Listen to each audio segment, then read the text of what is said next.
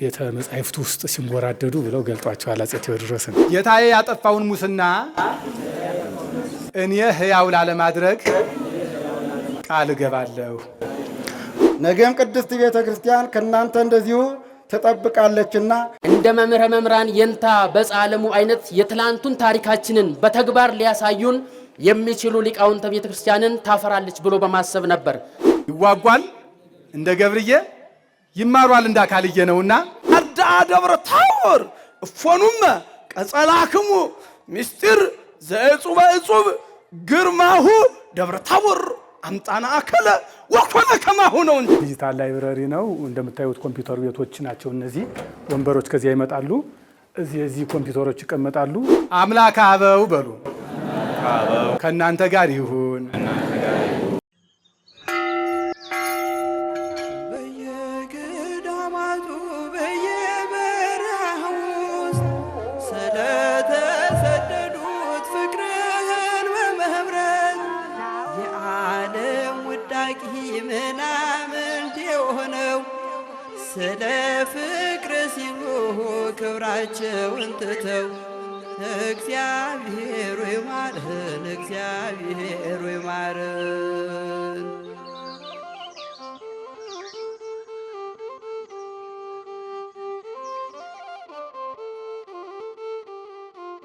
የተከበራችሁ የገጸ ገዳማት ዋብነት መርሃ ግብር ተመልካቾች በዛሬው የገጸ ገዳማት ዋብነት መርሃ ግብራችን ወደ ደብረ ታቦር ተጉዘን በደብረ ታቦር ደብረ ልዑላን መድኃኔዓለም ቤተክርስቲያን የአራቱ መጻሕፍት ትርጓሜ ምስክር ጉባኤ ቤት ደቀ መዛሙርትን ለሁለተኛ ጊዜ አስመርቋል። በተለይ ደግሞ ጉባኤ ቤቱ በተለያዩ ምክንያቶች ከመቶ ዓመታት በላይ ተቋርጦ ከቆየ በኋላ እንደገና ስራ ጀምሮ ነው አሁን ለሁለተኛ ጊዜ ደቀ መዛሙርትን ያስመረቀው። ከዚህ በፊት 22 ደቀ መዛሙርትን ማስመረቁ ይታወሳል።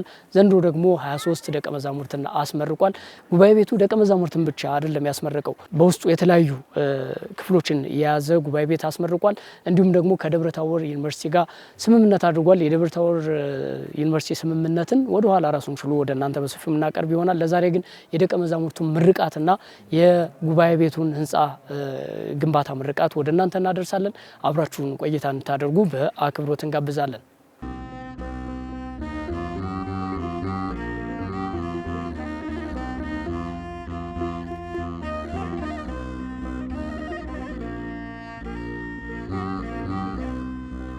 የደብረ ታቦር ደብረ ልዑላን መድኃኔዓለም የአራቱ መጻሕፍት ትርጓሜ ምስክር ጉባኤ ቤት እጅግ ጥንታዊ ከመቶ ዓመታት በፊት በንጉሱ አፄ ቴዎድሮስ የተመሰረተ ነው። ወቅቱም ሊቃውንት በብዛት የነበሩበት ደቀ መዛሙርትን የማፍራቱ ተግባር ተጠናክሮ የነበረበት እንደነበረም ታሪክ ያስረዳል። ጉባኤ ቤቱ ላለፉት 100 ዓመታት በተለያዩ ምክንያቶች ተቋርጦ የቆየ ሲሆን ከ100 ዓመታት መቋረጥ በኋላ እንደገና ስራ ሲጀምር በመቃብር ቤትና በዛፍ ስር ነበር። በርካታ ታላላቅ መምህራን ያስተማሩበት ጉባኤ ቤቱ ለአንድ ክፍለ ዘመን ያክል ተቋርጦ ቆይቷል። የቅዳሴ፣ የአቋቋም፣ የቅኔ መምህራን በቃልም በሕይወትም ያስተማሩበት ነባር የእውቀት ምንጭ እንደነበር ከታሪክ መዛግብት ጠቅሼ እንድናገር ፈቃዳችሁን እጠይቃለሁ። በመሆኑም የዚህ ጉባኤ ቤት ርዕይ በሕልመኛው መሪ በአፄ ቴዎድሮስ መሰረት ጣይነት በመምህር ዳንኤልና እሳቸውን ተከትለው ባስተማሩ ሊቃውንት ጽናት ተመስርቶ ለተከታታይ ዓመታት የቀጠለ ቢሆንም በውል ባልታወቀ ምክንያት ለአንድ ክፍለ ዘመን ያህል አትሮንሱ ታጥፎ ጉባኤው ተፈትቶ የነበረ መሆኑ የአደባባይ ምስጢር ነው። ይህ ጉባኤ ቤት በደቡብ ጎንደር ሀገረ ስብከት ውሳኔ ሰጪነት በደብረ ልዑላን መድኃኔዓለም ቤተክርስቲያን ግቢ ውስጥ በአፄ ቴዎድሮስ ተጥሎ የነበረው መሰረት እንደገና በብፁዕ አቡነ ኤልሳ በ2011 ዓ.ም የካቲት 17 ቀን መሰረቱ ሊቀመጥ ችሏል። አጀማመሩ ለመምህሩም ሆነ ለደቀ መዛሙርቱ የማደሪያ የመማሪያና የመመገቢያ ምቹ ስፍራ ሳይኖረው በመቃብር በዛፍ ስርና በአቧራ በከፍተኛ ችግር ውስጥ ነበር መማር ማስተማሩ ጅማሬውን ያደረገው። ደቀ መዛሙርቱ የመመገብ የማስተዳደርና ደግሞ ቤትን የመስራት ኃላፊነት በአንድ ላይ ሲጫን ደቀ መዛሙርቱን መግቦ ለማደርም ፈተና የሆነበት ጊዜ ስለነበረ ጊዜውም እንደሚታወቀው የጦርነት ወራት የኮሮና እና የመሳሰሉ በዓለማችን ልዩ ልዩ ክስተቶች የነበሩበትና ሀገራችንን በብዙ ውጥረቶች የነበረችበት ጊዜ ከመሆኑ አንጻር ስራውን ለመጀመር ቢያንስ የ2 ዓመት ጊዜ የፈጀበት መሆኑን ልብ ይሏል። መሰረት ድንጋዩ ከተጣለ በኋላ ማለት ነው። በአጼ ቴዎድሮስ ባድማ የተጀመረው ጉባኤ ቤት ከ100 ዓመታት በኋላ ባልታወቀ ምክንያት ወይ ደግሞ በተለያዩ ምክንያቶች ተቋርጦ ቆይቶ እንግዲህ እነዚህን ደቀ መዛሙርት ሲያስመርቅ አሁን ጉባኤ ቤቱ ለሁለተኛ ጊዜ ነው። ከዚህ በፊት የነበረው በባድማ ባልተመቻቸው ሁኔታ ነበረ ሲማሩ የነበሩት። አሁን ደግሞ በአይነቱ ልዩ የሆነ በጣም ዘመናዊ የደቀ መዛሙርቱ መማሪያ የሚሆን ህንፃ ተሰርቷል፣ ተመርቋል። በጣም ብዙ ነገሮችን በውስጡ ይዟል። እሱን ደግሞ ወደ እናንተ አድርሰን ተመልሰን እንመጣለን። አሁንም አብራችሁን ቆዩ። ጉባኤ ቤቱ የነበሩበት ችግሮች መፍትሄን ወልደው ዛሬ ላይ ደረጃውን የጠበቀ ህንፃ እንዲሰራ ሆኗል። በ2011 ዓ.ም ሰኔ ወር ላይ ነበር የጉባኤ ቤቱን ህንፃ ግንባታ ለመጀመር የመሰረት ድንጋይ የተቀመጠው። እነሆ ዛሬ በታሪካዊቷ ከተማ ደብረ ታቦር ደብረ ልዑላን መድኃኔዓለም ቤተክርስቲያን የአራቱ ትርጓሜ መጻሕፍት ምስክር ጉባኤ ቤት ግንቦት 16 ቀን 2018 ዓ.ም ደቀ መዛሙርቱንና ዘመናዊ ህንፃ በማስመረቁ እጥፍ ድርብ ደስታ ሆነም።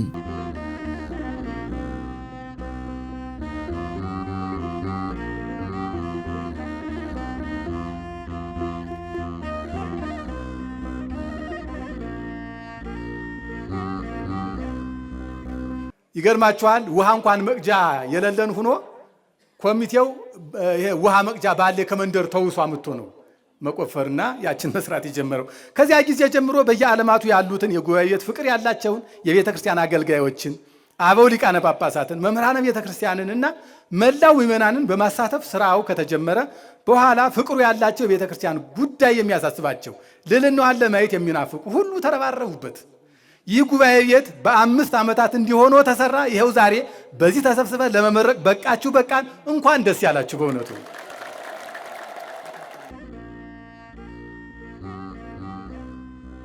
በስመ አብ ወወልድ ወመንፈስ ቅዱስ አሐዱ አምላክ አሜን። ክቡር መምህረ መምህራን የኔታ በጸሐለሙ በኢትዮጵያ ኦርቶዶክስ ተዋሕዶ ቤተክርስቲያን ደቡብ ጎንደር ሀገረ ስብከት ደብረ ታቦር ደብረ ልዑላን መድኃኔዓለም የአራቱ ጉባኤያት ትርጓሜ መጻሕፍት ምስክር መምህርና የዕለቱ ሙሽራ ደጋሽ እንግዳ ተቀባይ እዚህ እንደምትመለከቱት ለረጅም ዓመታት በርካታ ምዕመናን ከሊቃነ ጳጳሳት እስከ ምዕመናን ድረስ ተሳትፎ ያደረጉበትን ቤተክርስቲያንና ሀገር ተስፋ የጣለችበትን ልዕልናን፣ ልዕቀትን የትምህርት ማዕከል ሆኖ ኦርቶዶክሳዊነትና ኢትዮጵያዊ እሴትን ለዓለም እውን ለማድረግ እየሰራ ያለውን ጉባኤ ቤት ለማስመረቅ ሸር ጉድ እየተባለ ሰፊ ዝግጅት እየተደረገ ይገኛል።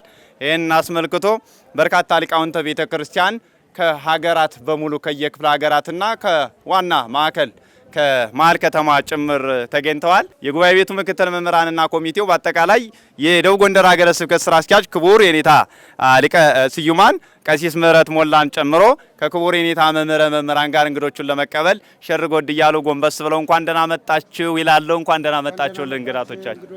እንኳን ደህና ገባችሁ፣ እንኳን ደህና መጣችሁ፣ እንኳን ደህና መጣችሁልን። በእውነቱ ሀገር አቋርጣችሁ የመጣችሁ ሁላችሁም ከየጉባኤ ቤታችሁ ከየአድባራቶቻችሁ ይህንን ጉዳይ ባልተመቻቸም ቢሆን መሳተፍ አለብን ብላችሁ ቤተክርስቲያናችን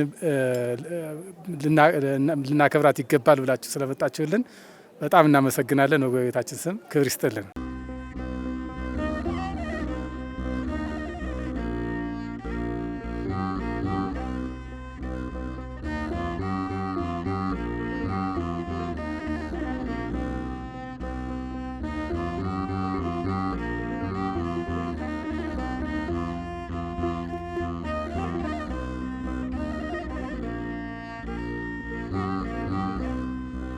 ይዋጓል እንደ ገብርዬ ይማሯል እንደ አካልዬ ነውና እንግዲህ ገብርዬን በሆነ አንችልም፣ ባንችልም ግን አካልዬ ለመሆን ግን እንጥራለንና ለሀገርና ለቤተ ክርስቲያን አንድነት ያለመታከት የደከሙትን ያን ህልመኛ ንጉሥ ቴዎድሮስን እንዘክር። ይህ ስራ ሲሰራ በመጀመሪያ በዚያ ዘመን ዕውቀት እንዲሰፋ ሃይማኖት እንድትጸና አስቦ 13,000 የብራና መጻሕፍትን ልብ በሉ 13,000 የብራና መጻሕፍትን በዚሁ ቦታ ላይ ሰብስቦ ቤተ መጻሕፍትን ወይም ላይብረሪ ከፍተው ከዝነዋል አፄ ቴዎድሮስ። በእውነቱ እስኪ አመስግኗቸው። በእውነቱ የመጀመሪያው ላይብረሪ ወይም ቤተ መጻሕፍት እንደ ኢትዮጵያ ሕዝብ አንብቦ እንዲጠቀም ወይም በእውቀት እንዲያድግ ላይብረሪ የሚባል ቤተ መጻሕፍት የመጀመሪያ የከፈቱ ህልመኛ አርቆ ተመልካች ንጉሥ ናቸው።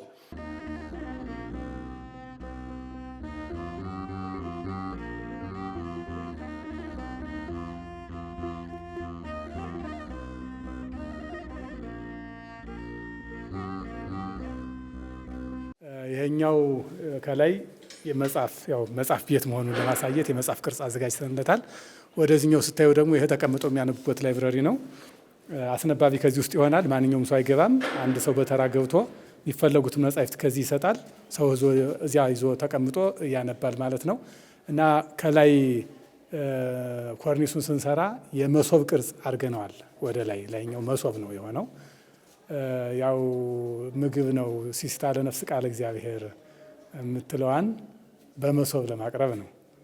እና ይሄ ላይብረሪ ነው እንግዲህ ቅድም እንደሰማ ነው አጼ ቴዎድሮስ 13,000 የብራና መጽሐፍ የከዘኑበት ይኸው ቦታ ነው። ያኑ ቦታ መልሰን ነው ላይብረሪ ያደረግነው ማለት ነው። መጀመሪያው ቤተ መጻሕፍት በተጠናቀረ መንገድ የከፈቱ ኢትዮጵያዊ ናቸውም ይባላል። ማለት ክፍት የሆነ አሁን እንትን ቤተ መጻሕፍት አድርገው እየከዘኑ ያስቀመጡ ነገስታት አሉ ይሄዱ ነበር። እና እንግዲህ ይህንን ያስታወሱ በተለይ ላይብረሪውን ያስታወሱ ጳውሎስ ኞኞ ናቸው።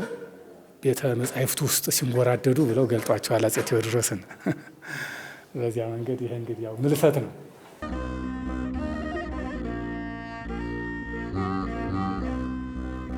ዲጂታል ላይብረሪ ነው። እንደምታዩት ኮምፒውተር ቤቶች ናቸው እነዚህ። ወንበሮች ከዚያ ይመጣሉ። እዚህ ኮምፒውተሮች ይቀመጣሉ። 24 ኮምፒውተሮች የሚይዙ 24 ሸልፎች ናቸው። ደቀ መዛሙርቱ እንደገቡ መጀመሪያ ሊወስዱት የሚችሉት የኮምፒውተር ስልጠና ነው የሚሆነው። ሀሳቦቻቸውን መጻፍ መቻል አለባቸው በኮምፒውተር። ሲቀጥል ከዩኒቨርሲቲው ጋር አንዱ የተዋዋልነው ውል ምንድን ነው? እንትኑ ዲጂታሉን ሊመጥን የሚችል የኢንተርኔት አክሰስ እንትን ልናደርግ እዚያ ልንዋስ ነው የሚሆነው እና ከዚህኛ የምናገኛቸው ጠቃሚ እውቀቶች ወደዚያ ይሄዳሉ። እነሱ ተገናኝተው ከዚያ የሚገኙ እንደዚሁ ወደዚህ ይመጣሉ።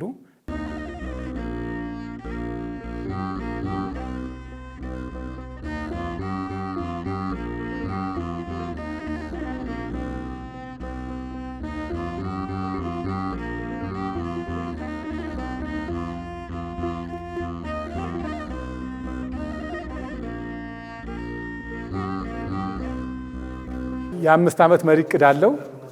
የአጭር ጊዜ ማለት ነው።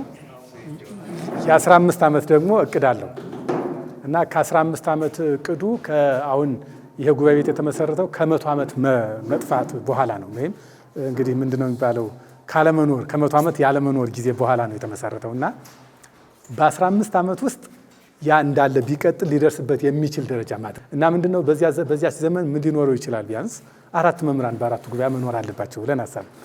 ስለዚህ እዚህኛው ሁለቱ ያስተምራሉ በአንድ ጊዜ፣ 2 ጉባኤ ቤት በአንድ ጊዜ የምናስተምርበት ይሆናል ማለት ነው።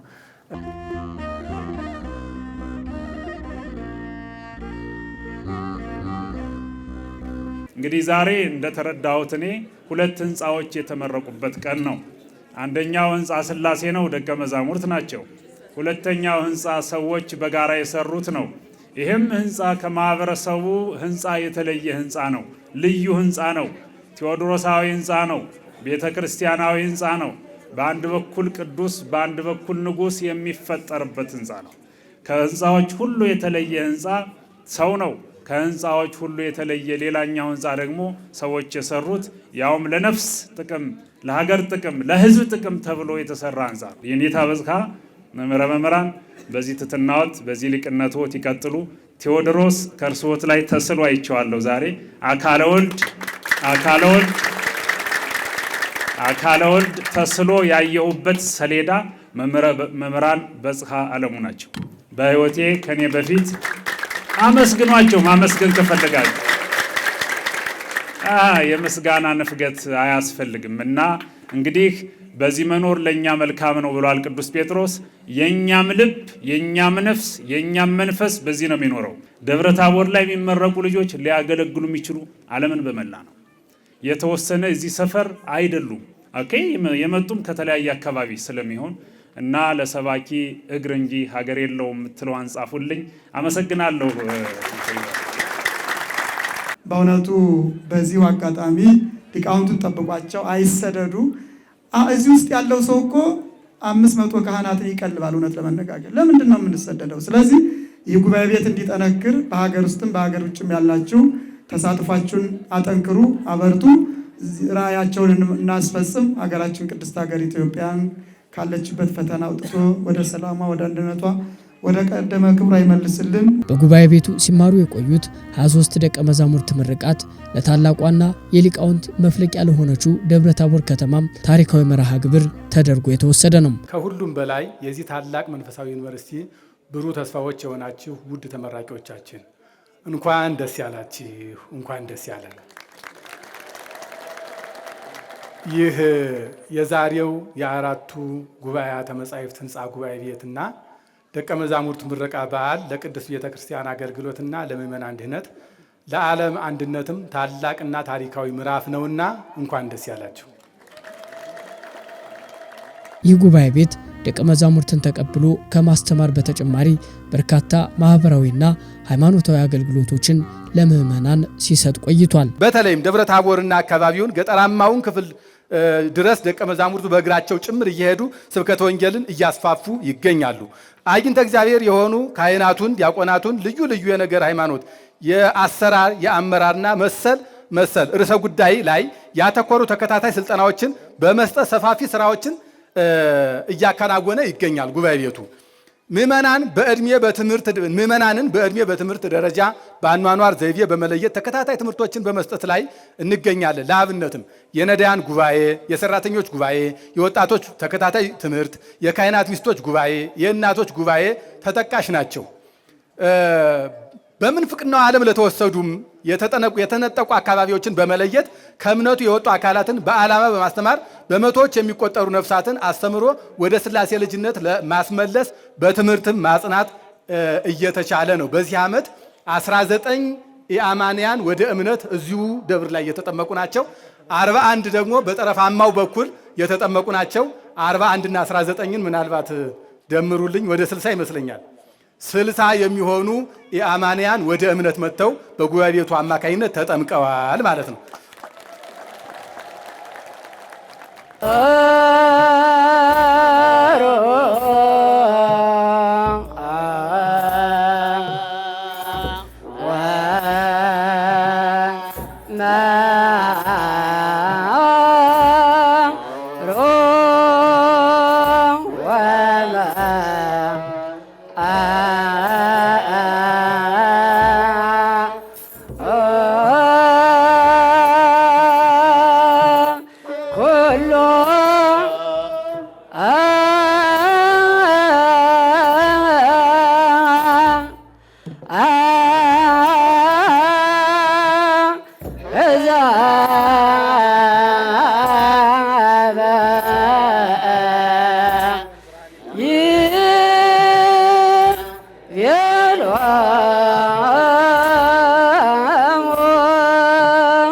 ወለሰ ሰናየ ይገብሩ ይበሩ ከመ ከዋክብተ ብርሃን ወይነሱ እሴቶሙ። ለቅድስት ቤተ ክርስቲያን መጠበቅ፣ ለአብነት ጉባኤ ቤቶች መስፋፋት ሀብታቸውን ጊዜያቸውን ሰጥተው ተግተው በጎ ሥራ የሚሰሩ ሰዎች እንደ ከዋክብት ደምቀው ያበራሉ። የድካም ዋጋቸውንም ከአምላካቸው ከእግዚአብሔር ይቀበላሉ በማለት የተነገረላችሁ እግዚአብሔር ያከበራችሁ እናንተም እግዚአብሔርን ያከበራችሁት ኦርቶዶክሳውያን የሕዝባችን ተስፋ የቤተ ክርስቲያናችን የጀርባ አጥንት ለሆነው ታላቁ ጉባኤ ቤት ምርቃት እንዲሁም ለደቀ መዛሙርቶቻችን ምርቃት እንኳን አደረሳችሁ፣ እንኳን አደረሰን። የደብረ ልዑላን መድኃኔዓለም የመጻሕፍት ትርጓሜ ምስክር ጉባኤ ቤት በዚህ መንገድ ደቀ መዛሙርትን አስመርቋል። ድባቡ እጅግ በጣም ለየት ይላል። ህዝቡ እስከ 3 ሰዓት 4 ሰዓት ግቢውን ሞልቶ እንደተመለከታችሁት የተመለከታችሁትም እንደምትገኙት በዚህ መንገድ ነው እነዚህን ደቀ መዛሙርት አክብሮ የመረቀው ማለት ነው። ጉባኤ ቤቱ እንግዲህ ረጅም ትልቅ ህልም አለው። በተለይ ደግሞ አጼ ቴዎድሮስ ባድማ ላይ ነው ይሄ ከ100 ዓመታት በኋላ መቋረጥ በኋላ ከአጼ ቴዎድሮስ ባድማ ወይ ደግሞ ላይብረሪ ነው ጅማሬውን ያደረገው። አሁን ደግሞ ዘመናዊ ህንጻ ሰርቶ እንግዲህ ጉባኤ ቤቱ ደቀ መዛሙርት ማረፊያ ኖሯቸው ላይብረሪ ኖሮ ዲጂታል ላይብረሪም ጭምር ያለው ያካተተ ቦታ ተሰርቶላቸው በዛ መንገድ ከዚህ በኋላ ተመሽቷቸው በሰፊው ትምህርቱ ይሰጣል ማለት ነው። እንግዲህ የአጼ ቴዎድሮስን ርዕይ ዓላማ የማሳካት ግብ እንዳለው በተደጋጋሚ ጊዜ ሲናገሩ ነበረ። በተለይ ደግሞ ላይብረሪው 13000 ብራና መጻሕፍት እንደነበረውና አጼ ቴዎድሮስ ሰብስበው አስቀምጠው እንደነበረና ያንን መልሶ መጽሐፍቱን የመመለስና ያንን ርዕይ የማምጣት ዓላማ እንዳለው እየተነገረ ነው የሚገኘው። እስቲ ቀጥሎ ደግሞ እንግዲህ ደቀ መዛሙርቱ በሕዝብ ፊት ቃል ገብተዋል፣ በመምህራቸው ፊት ቃል ገብተዋል ቤተክርስቲያንን ህዝብን አገርን ለማገልገል ማለት ነው። እስቲ እሱን ተከታትለን እንመለስ። አሁንም አብራችሁን ቆይታ እንታደርጉ በአክብሮት እንጋብዛለን። ካህናት የሆናችሁ መስቀላችሁን ያዙ። ደቀ መዛሙርቱ ቄሶቹ ማለት ነው ቅስና ያላችሁ መስቀላችሁን ያዙ። ደቀ መዛሙርቱ ደግሞ ሌሎቹ በዲቁና ማዕረግ ያላችሁ ደግሞ ጣታችሁን አመሳቅላችሁ እኔ የምለውን አብራችሁ ትላላችሁ። የሃይማኖትን ደግሟና ቀኖናዋን ስርዓቷና ትውፊቷን አክብሬ ለማስከበር ቃል እገባለሁ። ጌታዬ ያጠፋውን ሙስና እኔ ሕያው ላለማድረግ ቃል እገባለሁ። አሁን መሬት ላይ ስገዱና ህዝቡ አብራችሁ ይሄን የምለውን ሁሉ ህዝቡ አብሮ ይለዋል። ይበል ህዝብ የሚል ነው። አምላከ አበው በሉ ከእናንተ ጋር ይሁን፣ እስከ ዓለም ፍጻሜ አይለያችሁ፣ በቃላችሁ ያጽናችሁ። ዛሬ እንደመረቅናችሁ በመጨረሻውም ቀን ቸር አገልጋይ ተብላችሁ ለመመረቅ ያብቃችሁ።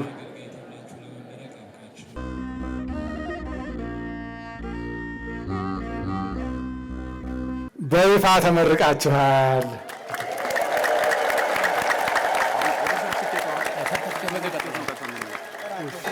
መምህር አብርሃም ውቡ፣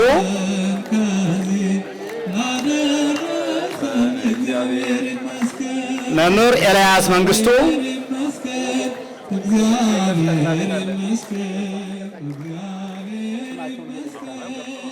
አርዳ ደብረ ታቦር እፎኑመ ቀጸላክሙ ምስጢር ዘእጹበ እጹብ ግርማሁ ደብረ ታቦር አምጣና አከለ ወኮነ ከማሁ ነው እንጂ ወኮነ ከማሁ ወስከ ደብረ ታቦር በጽሐ ወአስተርአየ ዲብየሁ ወበቀጸላ ምስጢር እጹባኒሁ ግሩማነ ትከውኑ ናሁ ነው እንጂ ይትባረክ እግዚአብሔር አምላከ አበዊነ ነብየ ልዑል መምህረ መምህራን ተሰማይከ ነብየ ልዑል መምህረ መምህራን ተሰማይከ ልቡና አበው ዘታቦር ወዘደብረ ታቦር ወዘዘደብረ ታቦር ሲና እስመሜጥከ ዋስተራከብከ በሐዲስ ህሊና ነው እንጂ እስመሜጥከ ዋስተራከብከ በሐዲስ ህሊና ሀበልበ ውሉድ ሳይንስ ለደብረ ታቦር መካና ነው እንጂ ዩኒቨርሲቲው ስምምነት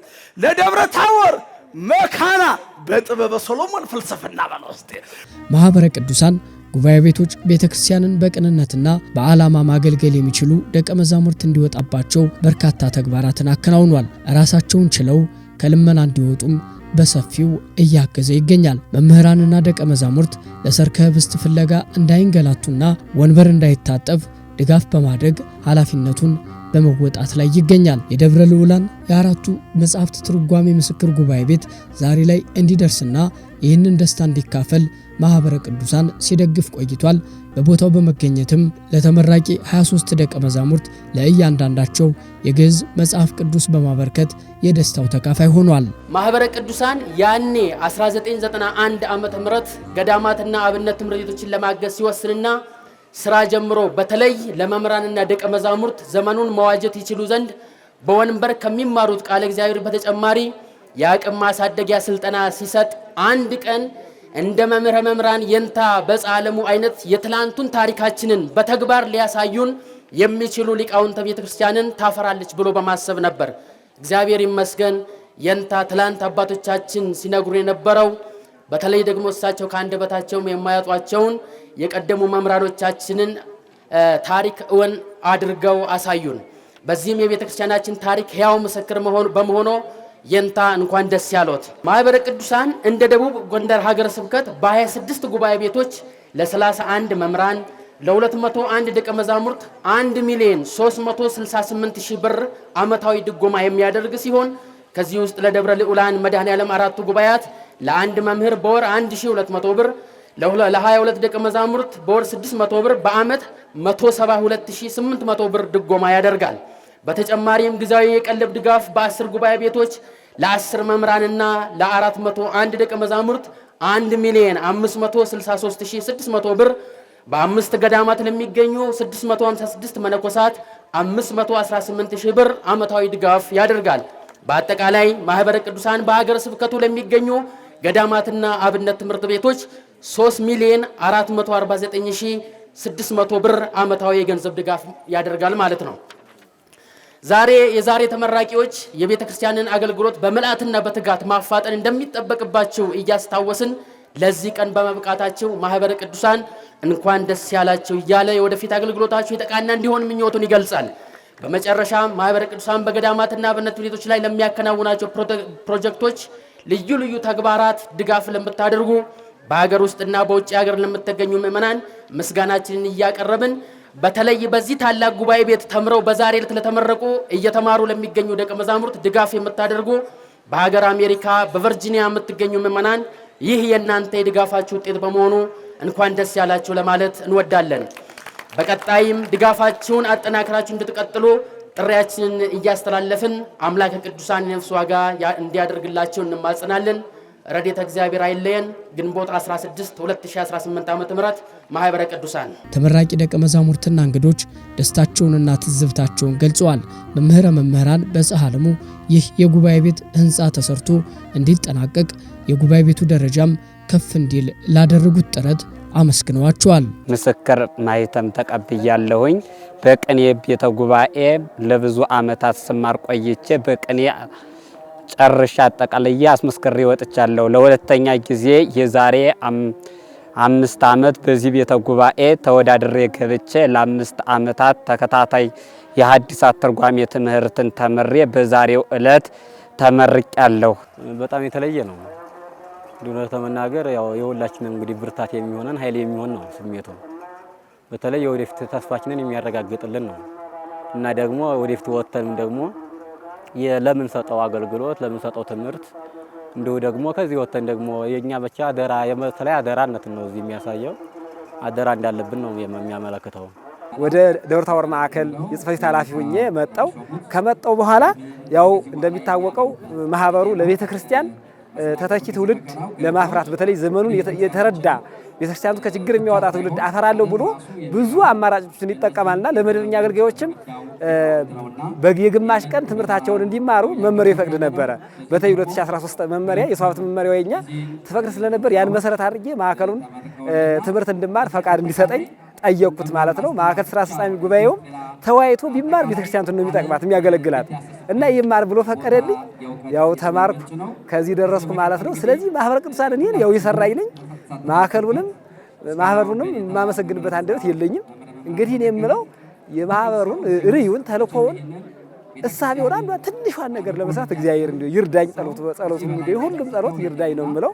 እንዲሁ የታን መግለጽ አልችልም እውነት ለመናገር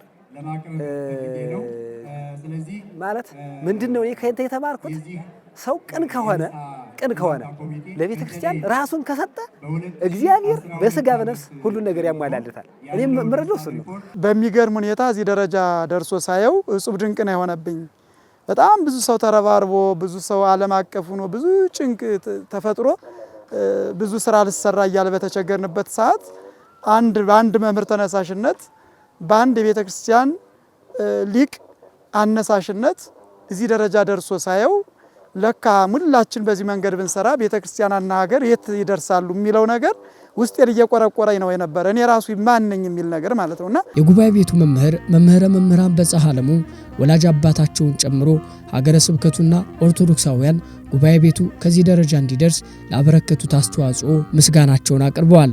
ያስፈልጋል የተባለውን ደብዳቤ በባለቤትነት እና በጠየቅነው ቅጽበት በመጻፍ በሄድንበት ሁሉ በር የሚከፍትልን የሀገረ ስብከታችን ሁልጊዜ ሁሉም አመራሮች እንዲያውም አስታውሳለሁ አንድ ጊዜ እኛ ዘግይተን ሰዓት ካለፈ በኋላ እስከ ምሽቱ ድረስ ሲፈርሙልን ያመሹበትን ጊዜ አስታውሳለሁ። እንደዚያ ነው ስራው።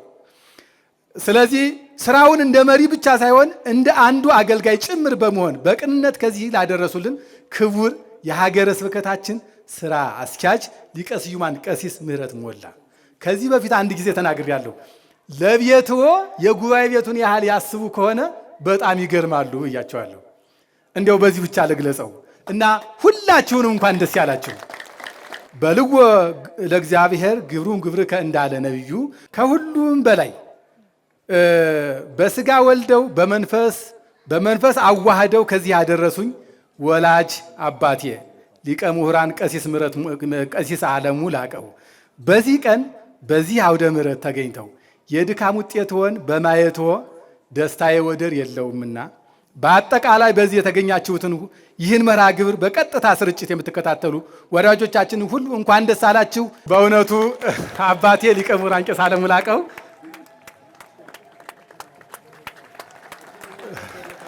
እድለኛ ነኝ። አንድ ነገር ልግለጽላችሁ። አምና ሐምሌ ላይ በጭንቅ ታመው ናድረስ ከነፍሳቸው ተብዬ ተጠራሁና እየሮጥኩ የመጣው ወደ መድኃኔዓለም ነው። አንዲት ነገር አሳይልኝ እባክህ ጉባኤ ቤቱ ሲመረቅ በመካከል እንዲሆኑ አድርግ ብዬ ተስዬ ነበር ለመድኃኔዓለም። ይኸው አባቴን ሰጥቼዋለሁ። ምን ይሰጣል ከዚያ በላይ እና ወላጄም መምህሬም ስለሆኑ ነው እንዲህ እምላችሁ። እሺ፣ ስለዚህ አባቴ በእድሜ ያቆይልኝ። በእውነቱ